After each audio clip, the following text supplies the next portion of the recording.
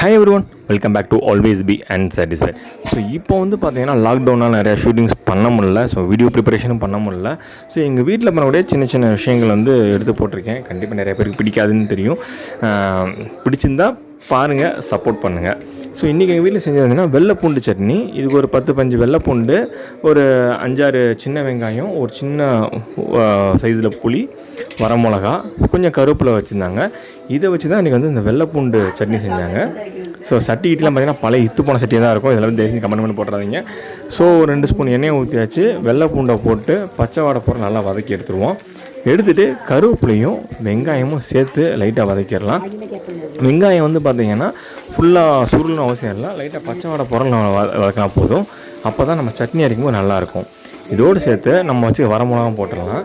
வரமிளகா வந்து பார்த்திங்கன்னா உங்களோட காரத்துக்கு இது மாதிரி நீங்கள் போட்டுக்கோங்க.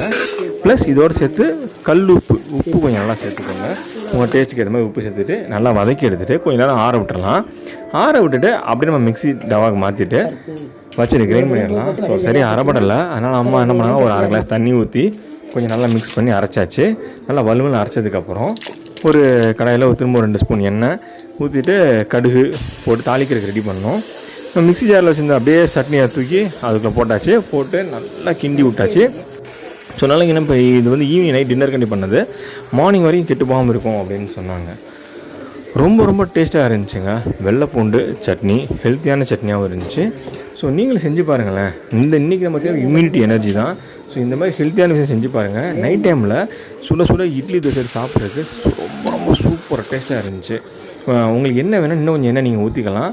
ரொம்ப சூப்பர் சட்னி. நான் ட்ரை பண்ணி பார்த்தேன், ரொம்ப டேஸ்ட்டாக இருந்துச்சு. நீங்களும் ட்ரை பண்ணி பாருங்கள். இந்த வீடியோ பிடிச்சிருந்தால் லைக் பண்ணுங்கள். உங்களுக்கு பிடிச்ச கமெண்ட்டை கமெண்ட் பாக்ஸில் போஸ்ட் பண்ணுங்கள். தேங்க்யூ.